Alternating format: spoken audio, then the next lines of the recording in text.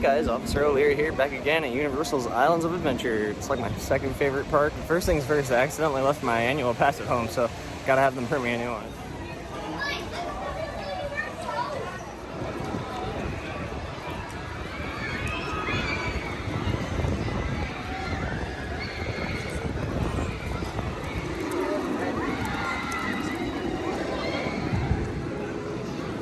I wonder if we're going to see any action for VelociCoaster. It is very, very windy out today, and that thing has a top hat with the potential to, roll trains back, so it may or may not be open over there, but I think we're going to go back and check it out. One of the main reasons I come to this park is VelociCoaster. It's such a good ride. It looks like it is open. I see a train running through the layout. Yeah, look at that.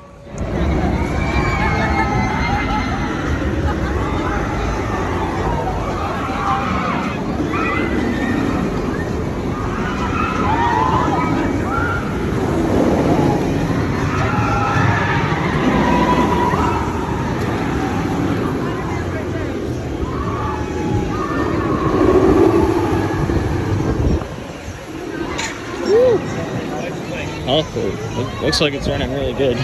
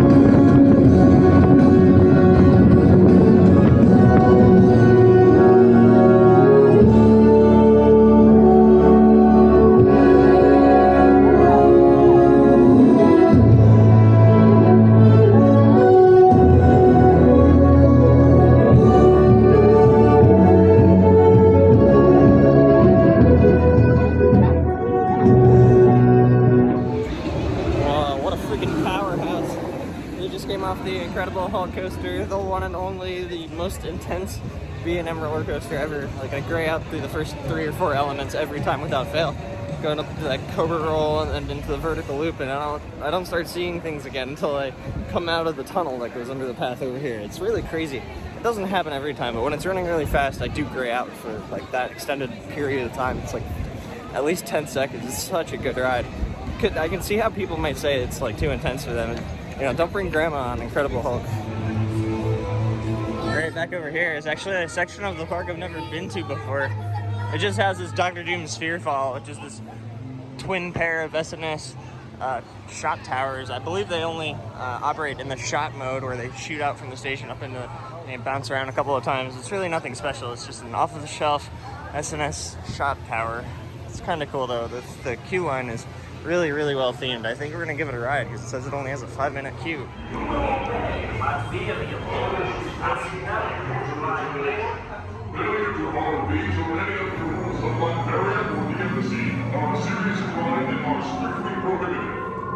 Violations punishable by torture and termination. It's so cool.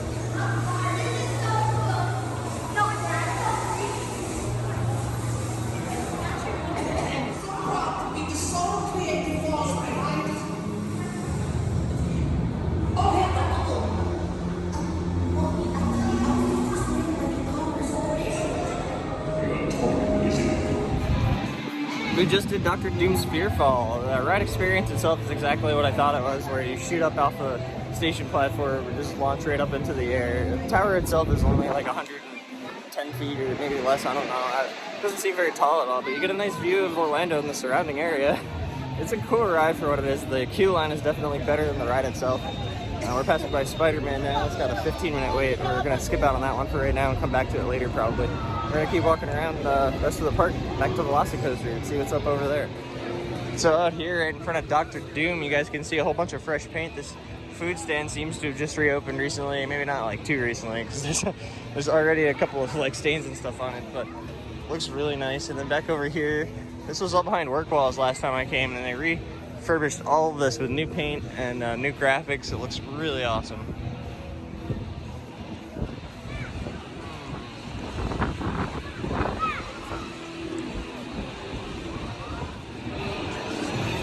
Fruit.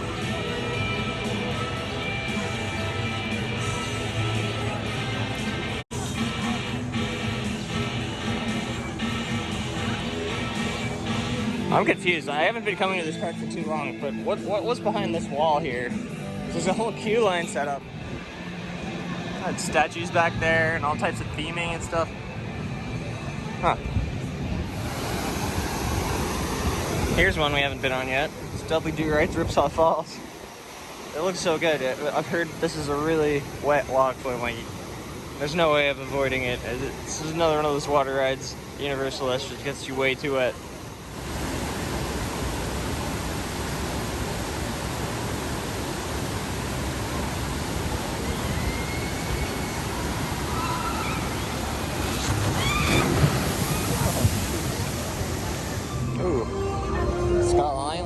Has a 10-minute wait. I won't wait 5 minutes for it. No, I'm kidding. Not by myself anyway.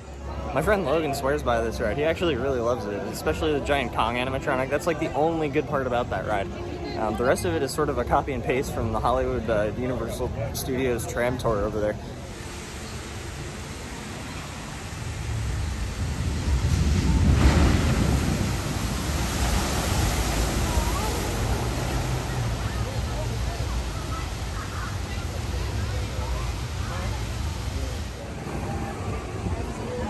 I've never been back here before.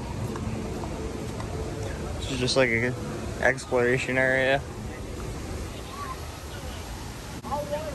Looks beautiful out.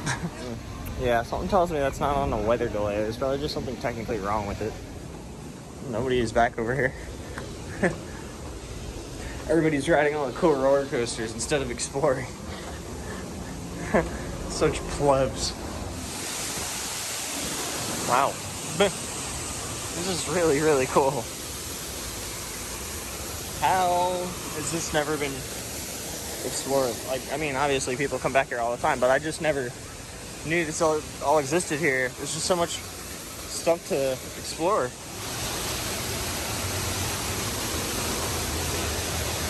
If you're tall especially, just watch your head in here. Some of the rocks come in pretty low.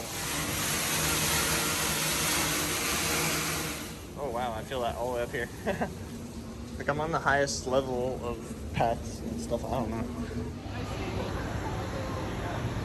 Stop the bullets here.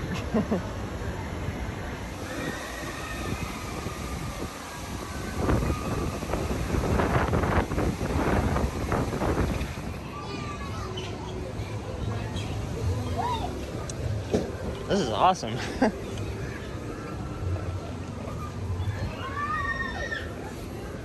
It's like a huge jungle gym net playground. I love it. Just missed it.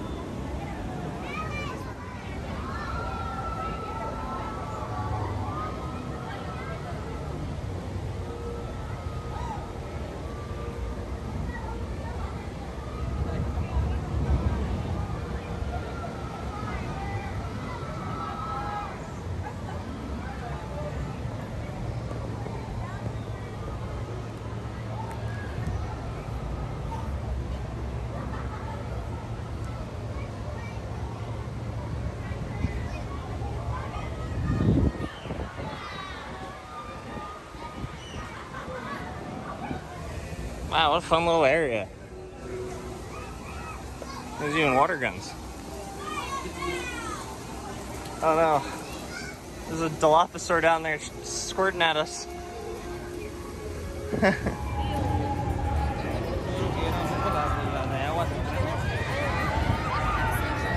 Let's let's check out what that line for VelociCoaster looks like. VelociCoaster has a 55-minute wait. The single rider line they just closed off. It's got a full queue.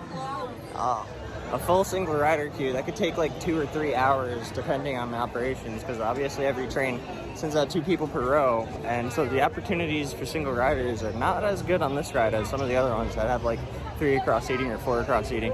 So yeah, you could end up waiting like a really long time in the single rider line for this ride.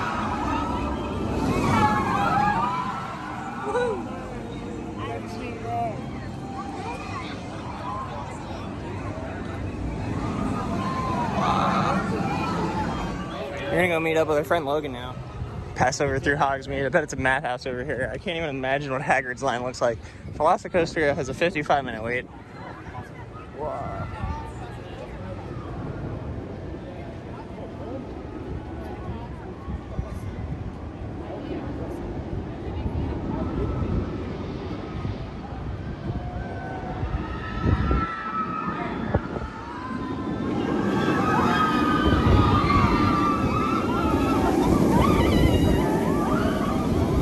God.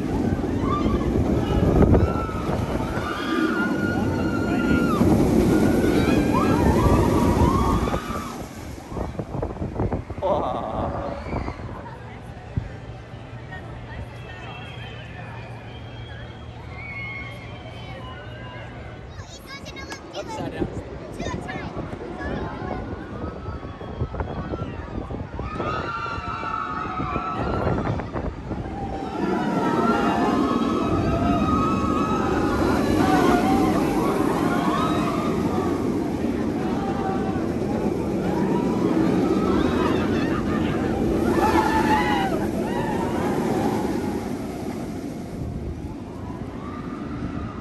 Ooh, with that ending of all endings, the Mosasaurus roll. Oh, what a ride.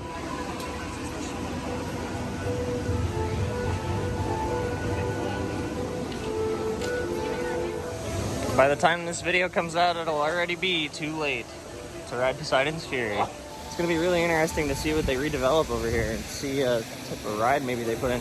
Because Poseidon's Fury isn't technically a ride, it's a walkthrough attraction.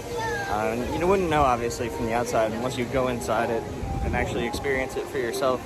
But, you know, it was a pretty cool experience. It was a little bit outdated. They used a lot of laser effects in there and fire and water. The fire and water, of course, you know, that never gets old. But some of the effects are just starting to show their age, so it's better that they replace it with something new. And once Poseidon's gone, there's not really going to be anything left in the Lost Continent besides the food and shops and stuff and the talking fountain. And it's such a beautiful area, don't get me wrong. The architecture and the buildings and stuff look really awesome. I kind of hope that they keep the Lost Continent theme and just add new rides to it. Okay, we're right in the back of the Lost Continent, and I don't know what this area used to be. I was just informed by a fellow coaster enthusiast that the show back there was the Sinbad show. It closed before the pandemic and hasn't been back since. So yeah, this whole area is pretty dead.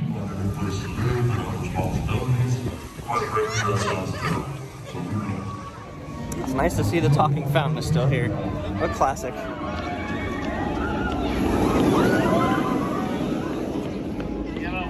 Landing. Here, do you want that? Are you friends with these ducks? Yeah. Hey, do you want weed? No. Wow. It would also bring a whole new kind of clientele to the park. Oh yeah, that's true. We were just talking about how the Lost Continent might end up becoming a Zelda-themed area in the future. The Lost Continent. Yeah, it's so cool now, but like, yeah, there's nothing really to hold this land together once Poseidon's Fury closes. And yeah, we're gonna have to see what happens here. I like that there's a little breeze as it goes by.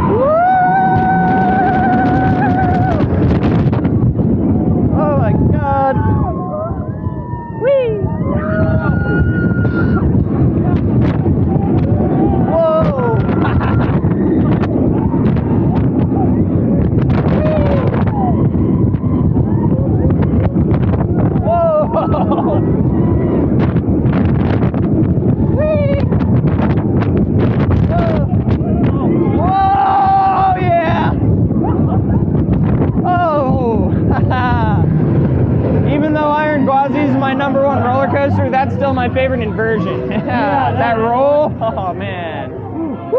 Oh my god. I just got off of the one and only VelociCoaster, my number 2 overall coaster.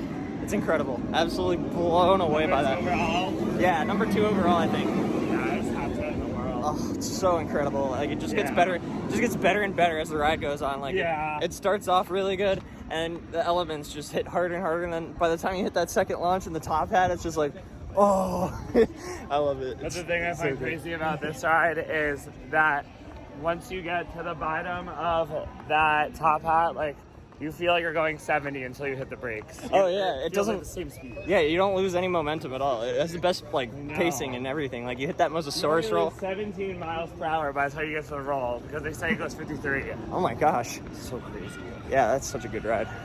It's too bad we can't get on it more than once, but we're gonna go over and we actually have enough time to get in line for Hagrid's. And we're gonna go ride that.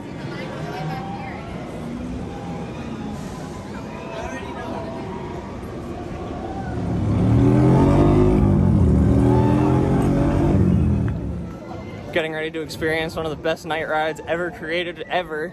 This ride is so good at night, and it's really good during the day too. But just the extra effect it has, it's just so much better at night. But yeah, we're gonna get on this thing. Hopefully it doesn't have a crazy line set at a 90-minute wait, but we're gonna look at it.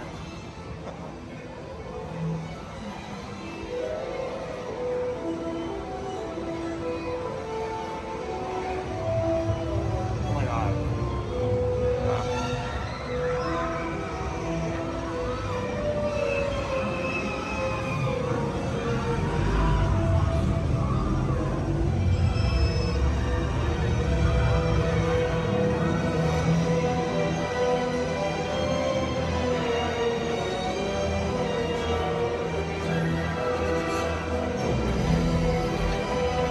So fucking sexy.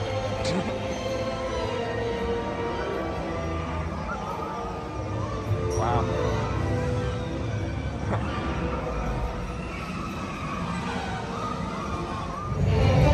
Oh, if you ever want a good spot to watch the Hogwarts show, the queue back here is really cool.